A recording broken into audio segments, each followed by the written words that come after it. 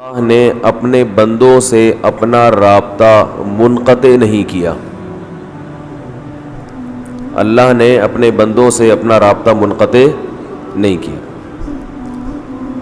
رابطہ اور کنیکشن کسے کہتے ہیں؟ کہ آپ اپنی بات کسی کو بتائیں اور اس کی بات خود اپنے کانوں سے سنیں۔ یہ عمل جب ہو تو اسے کہتے ہیں کہ آپس میں کنیکشن ہے۔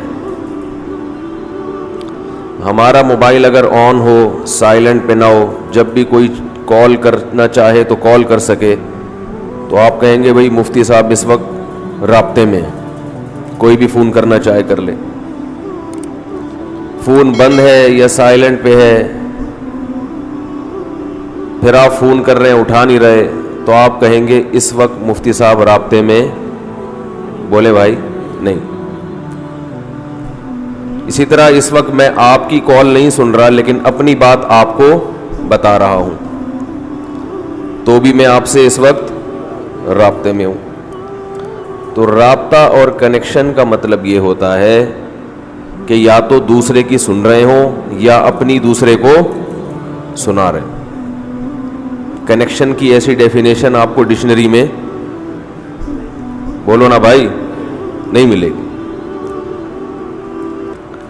تو لیکن اللہ کا جو کنیکشن ہے نا بندوں کے ساتھ، وہ آدم علیہ السلام کے زمانے سے لے کر اب تک چلا رہا ہے، دونوں طرف سے کنیکشن ہے۔ کہ جب اللہ اپنی بات لوگوں کو سناتا ہے، یعنی اللہ بھی اپنی بات لوگوں سے کرتا ہے، وہ کرتا ہے پیغمبروں کے ذریعے۔ پیغمبر اللہ کا پیغام لے کے آتے ہیں اور لوگوں کو بولو نا بھائی بتاتے ہیں کہ اللہ نے اس وقت یہ کہا ہے آپ سے۔ پھر وہ پیغمبر زبان سے بھی لوگوں کو بتاتے ہیں، اور اللہ نے اگر کسی پیغمبر پر کوئی کتاب نازل کی ہو تو وہ کتاب بھی لوگوں کو دے کے چلے جاتے ہیں کہ بھئی یہ اللہ کی دستاویز ہے، اللہ نے اپنے بندوں سے کیا کیا باتیں کی ہیں وہ اس میں لکھی ہوئی ہیں۔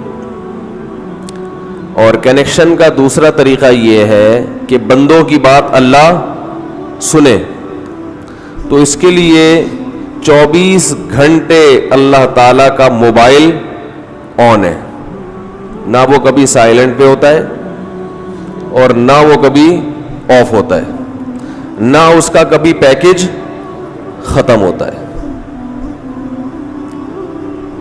آ رہی ہے سمجھ میں؟ تو یہ دوسری قسم کا جو کنیکشن ہے یہ 24 گھنٹے بولو بھائی کھلا ہوا ہے۔ تو اللہ تعالیٰ کا جو رابطہ ہے بندوں سے، بندوں کا تو 24 گھنٹے اللہ سے جب چاہے بات کریں، لیکن اللہ جب کلام کرتا ہے تو ڈائریکٹ نہیں بلکہ پیغمبروں کے ذریعے۔ تو اللہ تعالیٰ نے آدم علیہ السلام کے زمانے سے لے کر اب تک ہم سے رابطہ منقطع نہیں کیا، ہماری بھی سن رہا ہے اور اپنی بھی سنا رہا ہے۔ جب رسول اللہ صلی اللہ علیہ وسلم دنیا میں نہیں آئے تھے تو اللہ اپنا پیغام لوگوں تک پہنچاتا تھا آدم علیہ السلام کے ذریعے، نوح علیہ السلام کے ذریعے، کبھی اللہ نے ادریس علیہ السلام کو منتخب کیا، کبھی ابراہیم علیہ السلام کو کہا کہ میرا پیغام لوگوں کو بتاؤ، کبھی اسحاق، کبھی اسماعیل، کبھی ہود علیہ السلام، کبھی صالح علیہ السلام، کبھی شعیب علیہ السلام، کبھی موسیٰ علیہ السلام، کبھی داؤد علیہ السلام، کبھی سلیمان علیہ السلام۔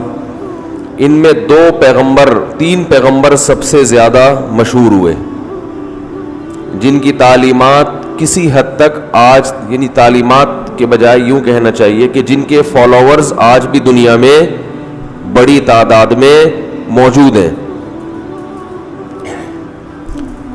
وہ ہیں موسیٰ علیہ السلام، بلکہ سب سے پہلے ابراہیم علیہ السلام، پھر موسیٰ علیہ السلام، اور پھر عیسیٰ